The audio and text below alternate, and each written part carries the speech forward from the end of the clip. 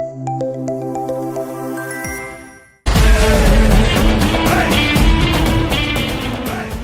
கூட வந்து DJ Black mister Sudhan Kumar வந்து ஜாயின் ஆயிருக்காரு. Thank you so much.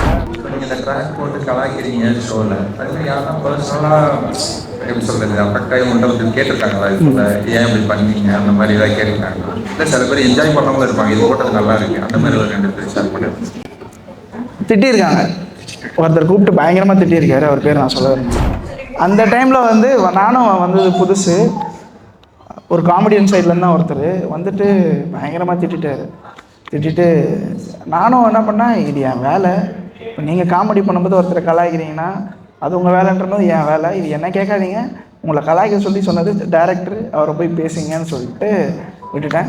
இன்னொருத்தர் வந்து ரொம்ப மதிக்கத்தக்க ஒரு டெக்னீஷியனு, அப்புறம் வந்து என்கிட்ட வந்து இது வந்து ரொம்ப பர்சனலாக உன்னை ஒரு மகனாக நினச்சி சொல்கிறேன், நீங்கள் என்ன பண்ணது ரொம்ப ஹர்ட் ஆகிடுச்சு அப்படின்னு சொன்னார். அப்போது வந்து இந்த மாதிரி அதுக்கப்புறம் ஆன பிறகு தான் ஓகே இதெல்லாம் நம்ம பண்ணக்கூடாதுன்னு ஒரு லிமிட்டேஷன் வச்சு ஒர்க் பண்ண ஆரம்பித்தேன். இந்தியன் பீட்ஸ் கத்தார் ஆர்கனைஸ் பண்ணுற டிஜே பிளாக் பார்ட்டிகளுக்கு தான் வந்து ப்ளே பண்ணுறதுக்காக நான் வந்திருந்தேன். ஸோ ஷோக்கு முன்னாடி ஒரு இன்ட்ராக்டிவ் செஷன் ஒன்று இருக்குது, இங்கே இருக்க இன்ஃப்ளூயன்சர்ஸோடு சொல்லி கூப்பிட்டுருந்தாங்க. ஸோ உண்மையுமே ரொம்ப ஜாலியான ஒரு செஷனாக இருந்தது.